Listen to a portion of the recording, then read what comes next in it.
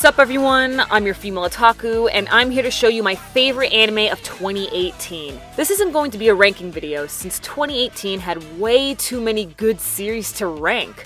It's more of me showing why I like a particular series and why I think it's the best. With all that said, let's get started.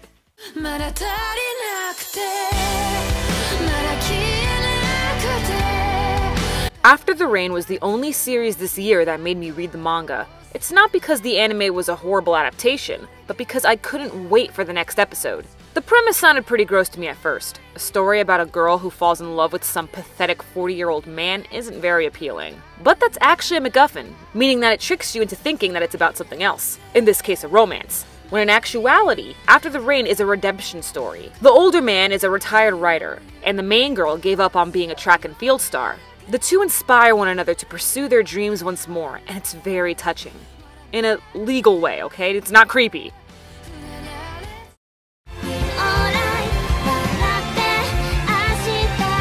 A Place Further Than the Universe, or Arctic Girls as I've been calling it, is an original anime by Madhouse and the director of No Game No Life. Hearing that, you probably think this is another epic adventure, but it isn't. Our protagonists decide to embark on a trip to Antarctica for different reasons, but they're all able to connect with one another due to their previous friendship problems. 'Cause you know, man, girls can be bitches. Girls, let's not be catty bitches.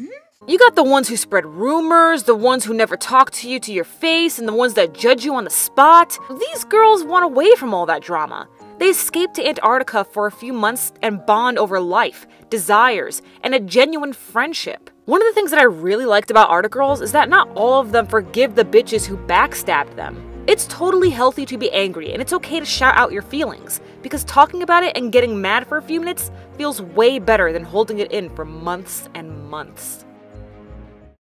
Not gonna lie, our baddest bitch in the room walk is murder on my back. Be strong. We can't show any weakness at work. Honestly, let's be real here, none of us thought Agretsuko would be so good. But having chibi animals feel and act the same way as working adults spoke volumes. Retsuko works at your typical office job, but has to deal with an awful boss and shitty coworkers. When she can't take it anymore, Retsuko goes to a karaoke bar and screams her heart out. It is absolutely hilarious to see this cute red panda drink, curse, and scream death metal. But she's not the only standout character. You've got her best friend Feneka, who's an absolute troll online and real life. Haeda is a relatable dude who has a crush on Retsuko, but can't muster up the courage to ask her out. And you have the best characters in the entire series, Washimi and Goria. These women slay like you've never seen. Like honestly, Nicki Minaj wishes she could be as royal as they are, cause these honeys are queens. I can go on about my best girls of 2018, but we have to move on to the next series. Link, start. Sword Art Online Alternative Gun Gale Online is another series I did not expect to be so damn good. I've never been an SAO hater, but let's face it, when it comes to spin-offs, they're usually not as interesting as the main story. Well, that was the exact opposite for Gun Gale. Our main character is super insecure about her height. She just wants to be a tiny moe girl. So her friend gets her into VR and stumbles upon Gun Gale Online. Going by the username Len, she starts to become a fierce PKer and befriends someone who is, interesting. Let's go with that. Gun Gale instantly drew me in with its well-rounded characters, great pacing, and super fun action scenes. I kid you not, whenever Len was in a battle, I cheered out loud saying, "Go Len!" I was just so invested and had a blast throughout. And you know, that's all you can ask from a series. To have a great time.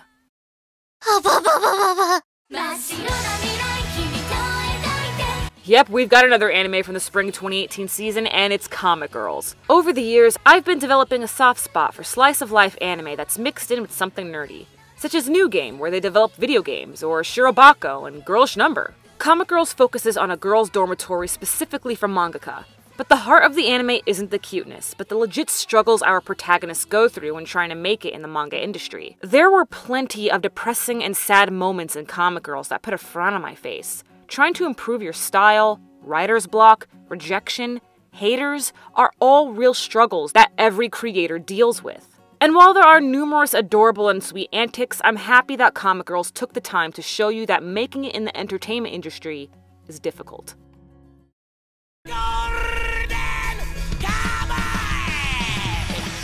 There's so many great things about Golden Kamui that it's gonna take a while for me to name them all, but I'll at least mention its interesting story. We have a bunch of adventure anime out there, but very few about finding treasure. This could be because of One Piece claiming that storyline for its own, but anyway. The first episode grabs you with this legend about a thief who hid a ton of gold, and then you pick and choose your favorite characters over time, so that you can root for them to find it. Speaking of which, there's all sorts of crazy characters for you to love, and that's what gives this anime so much entertainment value. They'll argue over the dumbest crap and react in a hilarious manner when they're literally dying. Honestly, there's nothing like Golden Kamui, and that's why— oh. Wait, there is. Fighting gold! Yeah, I wasn't really into any summer anime, so let's skip over to fall and talk about JoJo's Bizarre Adventure Part 5, Golden Wind. Part 5 isn't episodic like Parts 3 and 4, which gives Golden Wind a more interesting start right off the bat. Part 5 also has the most unique cast, with each character not being entirely good. They're mobsters who will kill, torture, and take care of the jobs that you don't want your mama knowing about. This includes our main character Jono, and I love it. While the main characters aren't evil, I'm so happy that each of them have a screw loose. It makes for some awesome battles and super funny character interactions. Could you believe that I was planning on skipping Bunny Girl Senpai?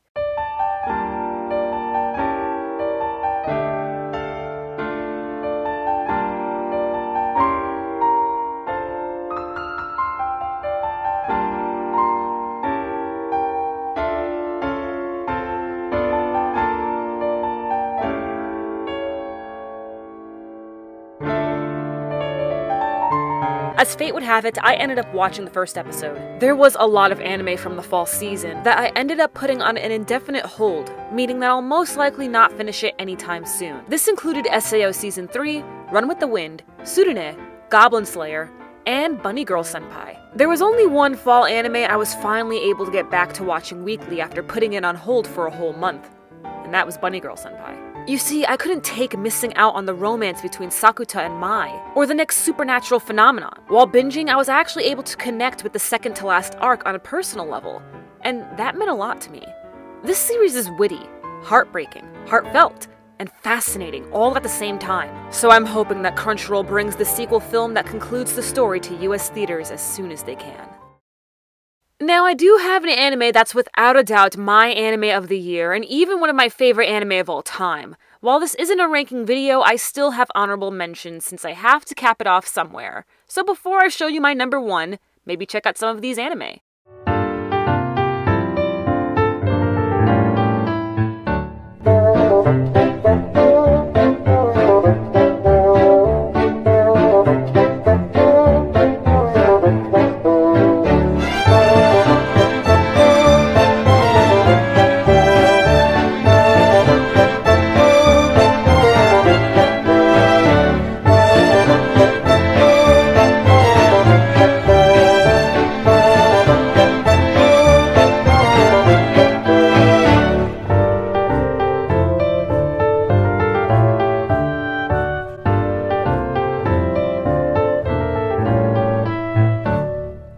Oh, come on.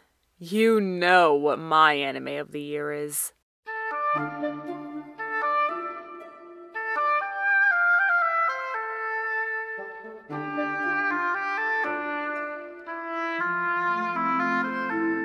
I rewatched Violet Evergarden 5 times.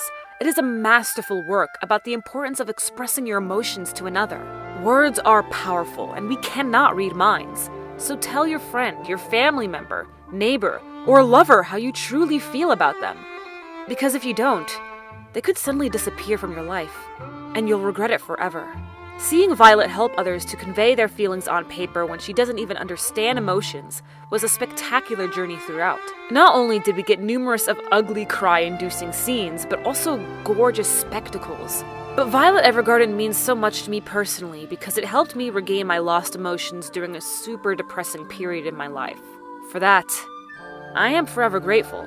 I love Violet Evergarden. And now, I'm gonna watch it again, for a 6th time.